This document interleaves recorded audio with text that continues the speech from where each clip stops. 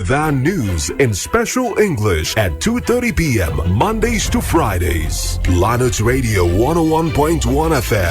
Revolving around you.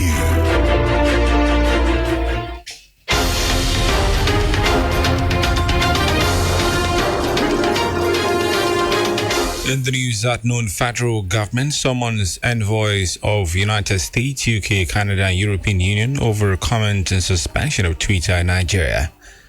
National Security Advisor Babagana Munguno directs immediate dismantling of all illegal security outfits across the country. Workers in Akwa Ibom State University disagree with management over a directive to resume work. On the foreign scene, Mali's Colonel Assimi Goita to be sworn into office today as transitional president.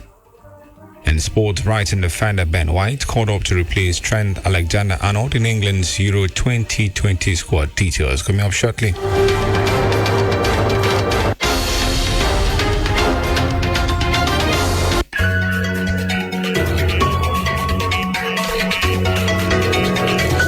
Good afternoon, welcome to the news on Planet Radio 101.1 FM. I am Bright James. We begin this afternoon with reports that the labor crisis in Akwa Ibom State University, which has seen crippled academic activities in the university, is yet to be resolved, as the aggrieved staff and the school management failed to agree on when to resume work. While the school management has issued a memo signed by the registrar directing all workers in the institution to resume work with a threat of invoking no work, no pay policy against defaulting staff, the university staff under the Joint Action Committee, comprising all the labor unions in the university, also issued a memo urging all workers to maintain the sit-at-home order. Meanwhile, the chairman of the Non-Academic Staff Union of Educational and Associated Institutions NASU Akwa Ibom State Chapter, AXU Chapter rather, Comrade Idongus John, who spoke with Planet News via telephone, said the memo by the university management directing staff to resume work would not be complied with. Resume work because the agreement we had with government has not implemented that agreement. They have agreed with us that they will pay that money, that they will pay leave grants, that they will stop payment of 75%. They have not done that. They are still paying 75%. They have not paid the backlog of 25. So how do we resume work? Where do we start from? And assuming the government has come out to say, okay, this backlog of salary was 10 months, we will pay 8, we will pay 6, and pay leave grant, then stop pay the 75% payment. He would have been understood by every other person. We are human beings. He argued that the university management had failed to explain if it was receiving up to 327 million naira monthly from the state government, as reviewed by the state governor, Udom Imano, recently. Let the management not pretend that they don't know the problem. They know it. The management of the university. Okay, the governor went on the other time to say that he has been giving Akwa Ibom State University 327 million. And each time we met with the university, they will tell us that they are receiving 250 million. So we don't know who is telling us the truth now. Whether it's the management that is deceiving us, they don't want to pay us our normal salary.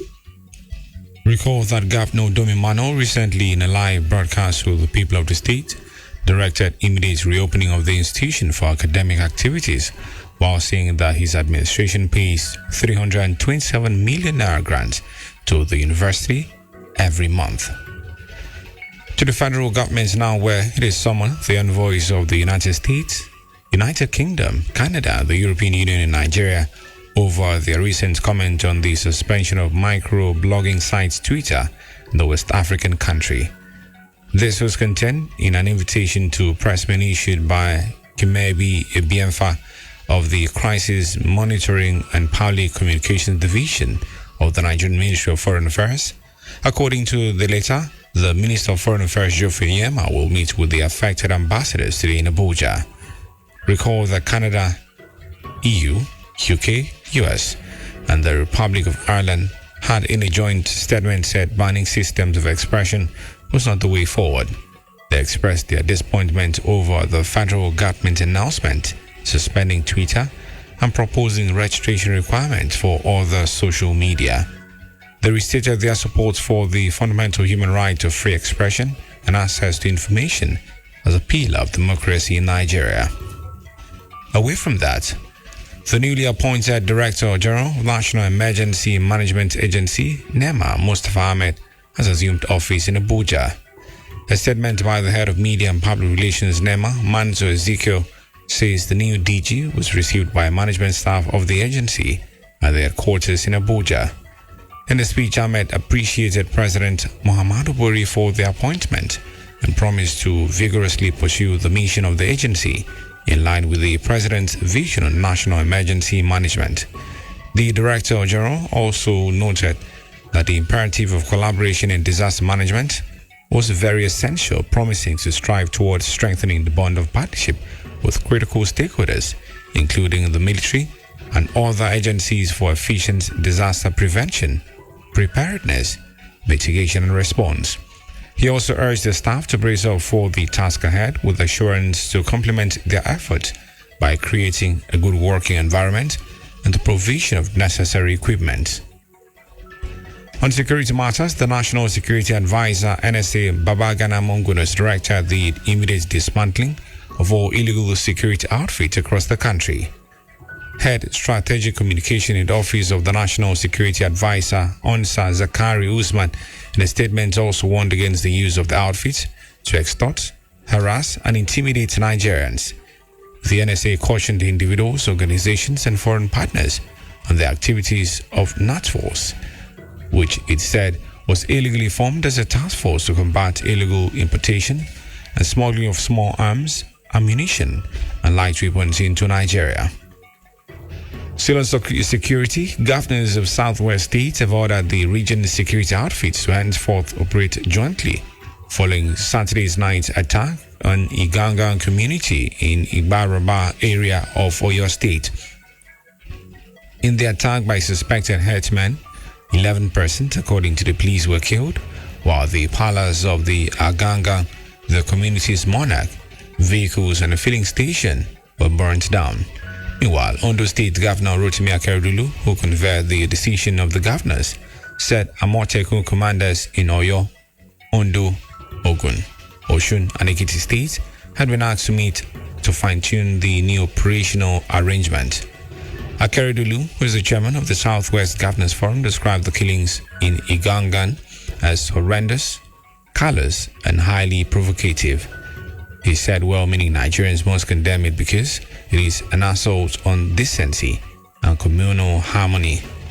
The bloody attack comes less than 1 week after the chairman, Oyo State Amotekun Corps General Ajibola Togun, hinted that foreign herders had allegedly surrounded Southwest with the intention to wreak havoc. In health, the Nigeria Center for Disease Control and CDC has recorded 11 new cases of COVID-19, bringing the total number of infections in the country to 166,767. The center said the 11 new infections were recorded in Lagos with 9 cases, the FCT 1, and Kano 1. The NCDC also said that there are 1,544 active cases of COVID-19 in Nigeria, adding that out of the 166,767 cases, 163,096 people have been treated and discharged. The agency further disclosed that a total of 2,117 deaths have so far been recorded. You're listening to the news on Planet Radio 101.1 FM. Will you? Let's take a breather and then bring more stories from the foreign, sport, and entertainment scenes. Do stay with us. So, my son, welcome to the Kalangolo Shrine. The gods are with us. What can I do for you? Baba, the witch do me and I even sick self. I think say him give me HIV. Eh? No. What do you mean, Baba? No way anybody fit use witch give you HIV. If anybody tell you that one, na lie them talk. Because witch no fit give person HIV. No matter how the wind strong, nobody fit give or carry HIV from witchcraft.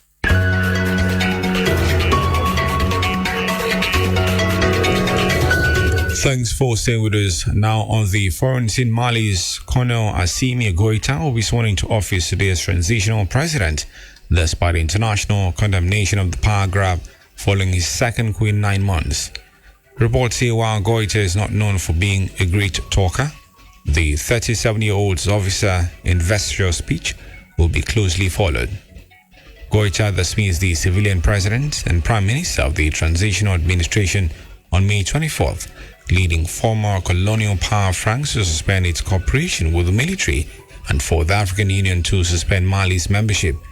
Mali is key to the stability of the Sahel region, and Western powers want to see a return to stable civilian rule as soon as possible.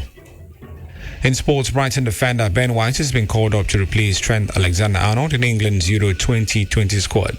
The 23-year-old made his debut last week's 1-0 friendly win over Austria, the game in which Liverpool's Alexander-Arnold injured his thigh.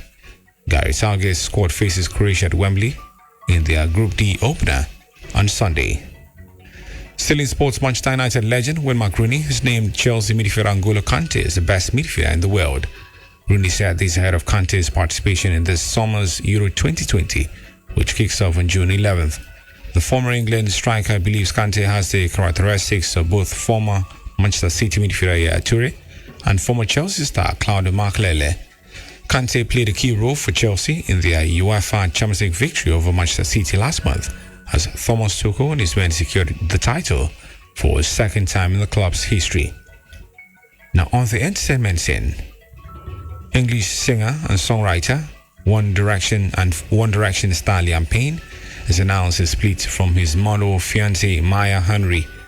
The couple moved in together during lockdown, had been dating for 2 years before Liam asked Maya to be his wife.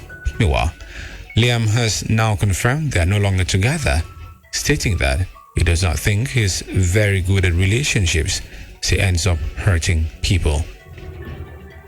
It has been the news on Planet Radio 101.1 FM. But before we go, a recap of the major stories.